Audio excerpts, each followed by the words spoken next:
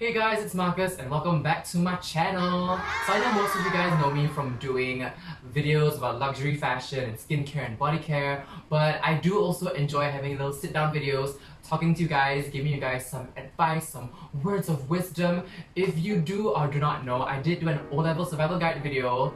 I was very red in that video. That was before I found out about video editing. I did go through the junior college route and I did my A-levels. I think by the time this video goes up, I should already be in university. I hope I'm doing well to my future self.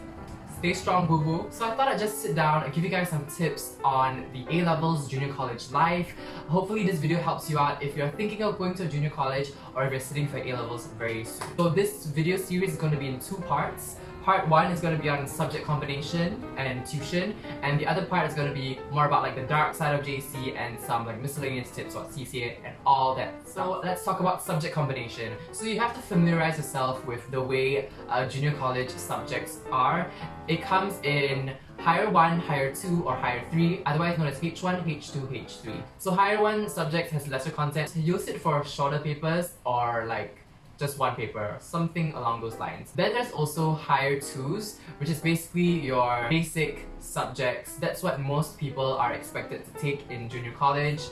And then there's Higher 3s, which is basically like the highest level. I don't think all junior colleges do this, and not everyone can do this as well. They're basically like research papers, uni-level stuff. Before I go any further, everyone's experience in JC is different, and it also varies from each institution and each subject combination that you take. So these are just my experiences that I'm sharing with you. Take it with a pinch of salt. My subject combination was H2 Chemistry, Economics and Literature, and I took H1 Mathematics, as long as general paper and project work, which I'll get into later. The minimum is 3 Higher 2s and 1 Higher 1. Usually the Higher 1 is your contrasting subject. I did a hybrid stream, they don't do that anymore I think. Common ones would just be like PCME or BCME, which is like Biochemistry, Math, Econs, Physics, Chemistry, Math, Economics. And so you can either choose to take 3 H2s and 1 H1 or 4 Higher 2s. Do note that, certain scholarships and things, they do require more academic units. So I know like a lot of the presidential scholarships, they do need a certain number of academic units, and I didn't qualify for that because I took basic Malay and that's like 0 academic units. I wish I knew, because I would have taken 4 H2s to kind of like offset that so that I could still qualify for government scholarships. So just keep that in mind. Why a lot of people choose 3 H2s, 1 H1 is because of an easier workload. I took H1 Mathematics because I felt like it was an easy A. If you already do additional mathematics in secondary school, then H1 Mathematics is basically the same thing. It's just a bit harder because there's more statistic stuff in it. All that matters is how much workload you want to take, and whether you're planning to apply for certain scholarships, do check their prerequisites. But if you take like high mother tongue or have a mother tongue, having 3 H2s and 1 H1 is totally fine. I'm just sharing, for those of you who can't speak your mother tongue for nuts and take basic mother tongue or don't have any mother tongue, keep that in mind. So that's basically the framework, and each person is expected to take general paper, which is a Higher 1 subject. So general paper is basically sort of like English, but it's more focused on you knowing more about what's going on in your society. I don't want to go too in depth about what the subject is about because I have a lot to cover in this video. Okay, before I go into project work, I do want to talk about how most people do go to the science stream to keep their options open, because if you do a PCME, BCME route, you're still able to go to the arts faculties in NTU and NUS. Compared to if you do arts in junior college, bro, you think you can do medicine in NUS or NTU if you take like literature, history and like geography or something? So yeah, if you don't really know what you want to do in the future, taking sciences is the safer option. But also do remember to take subjects that you're interested in. JC is tough, honey. It is 2 years of really intense studying. You thought O-levels was hard? Girl, I was there. I thought O-levels was really hard, and then I did A-levels and I was like, what was I thinking? Take subjects that you're interested in, because when you have the passion in the subject, that's what will motivate you to do well in the subject. Also, do take note that some junior colleges have special subject offerings that not other junior colleges have. I will put a link below about the full list of junior colleges and what elective programs they have. There is music elective program, drama elective program, English language and linguistics, Chinese, Malay, Tamil studies. Those all vary from junior college to junior college. If there are some subjects that you're interested in, do note which junior colleges have them. And also for those of you who take literature and want to take literature in junior college, different junior colleges do different books. Because for literature, they have they usually have 2 different papers. So for my year, there was the Victorian literature paper and the individual and society paper. So I was really interested in individual and society because I could not be bothered to read those long ass texts for Victorian literature. Still invite me to ask in university, by the way. Take note that different junior colleges do different elective papers for literature and have different books for each elective paper. Moving on to project work. It is a pain in the ass, let me tell you. This is also a higher 1 subject. Basically, it is supposed to equip you with like presentation skills and to train you for the workforce or some blah blah blah blah that MOE has like injected. I know some people enjoyed project work. I did not. I love my group mates. That's the only good thing that came out of like project work. But it is such a pain in the ass because you have to do a long ass written report and an oral presentation, and in between you have to do like a few analysis essay kind of things. Definitely go look up the syllabus because the theme that you're supposed to do a project on changes every year.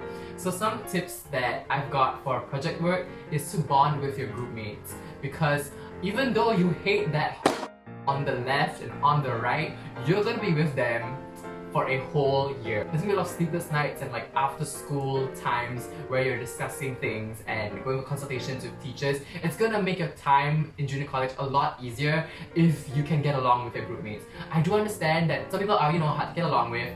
If you can't relate, you're probably that person that no one wants to get along with. You gotta set those differences aside. Think about the grades, think about the work, and just do it. And communication is key. Talk to your group mates if you feel uncomfortable about them not pulling their weight. Make them do something about it, or tell your teacher, because there is some peer grading system thing. If someone isn't doing as much work as they should, they'll get marked down or something like that. You can do a complaint. Oh, you can do a complaint to your teacher, because I remember this whole group except one person got an A because everyone in that group like wrote in to say that person wasn't doing as much work as everyone else in the group. So do take note. But don't sabotage people also. Like if they're trying their best, they're trying their best. I was really bad at project work because I could not do PowerPoint slides for sure.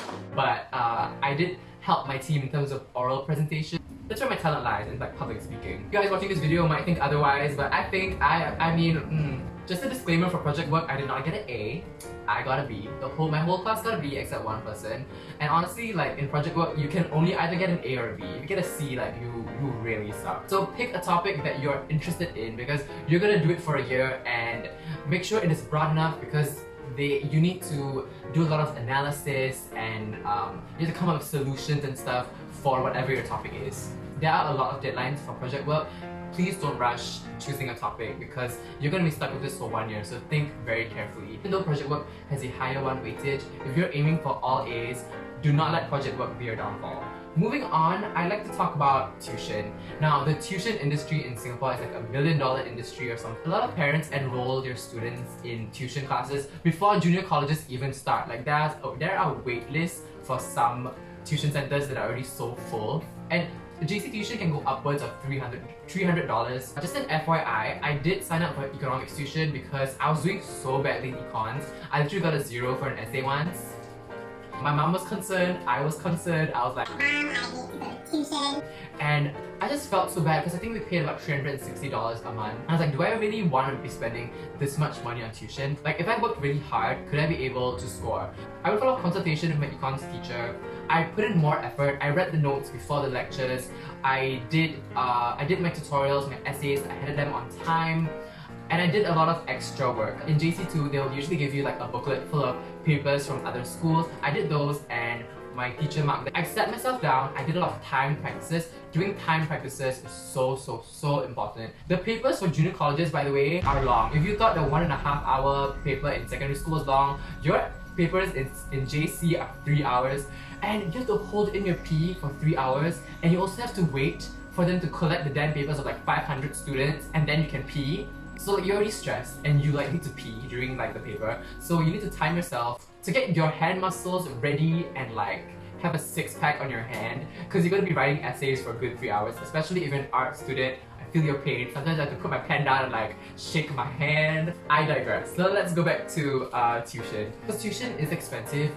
I would urge you to go for consultation with your teachers, ask them for extra work or where you can improve, clarify your doubts because you really do not have the time balancing like CCAs and tutorials and everything, you don't have the time. So if you're not clear about something, go to your teacher and ask straight away. Also, you can ask like your friends who are doing well in the subjects, because like don't be shy. I would literally just go up to random students who like did really well in certain tests and I'll be like, hey, could I read your essay? Or like I'll just ask them, oh, do you know how to do this question? Where everyone is there to learn and like score. And honestly, I think the person that you ask will be flattered. They'll be like, oh my god, someone thinks so highly of me. I'm like so smart, I'm doing so well that people come to me for advice. So you're boosting their ego and you're boosting your grades. So like there are no negative outcomes. Well, here's the reason why I think some of you might want to go for tuition. Not all teachers are great. I'm not gonna lie.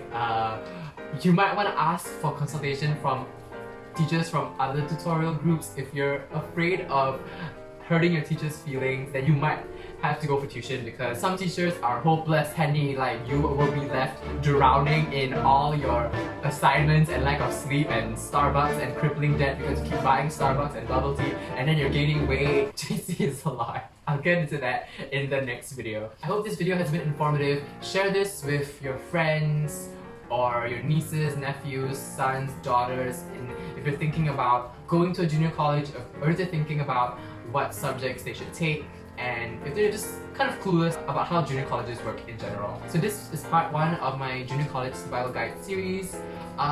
Do stay tuned for part 2. I hope you guys are staying healthy and doing well, and I'll see you guys in another video. Bye bye.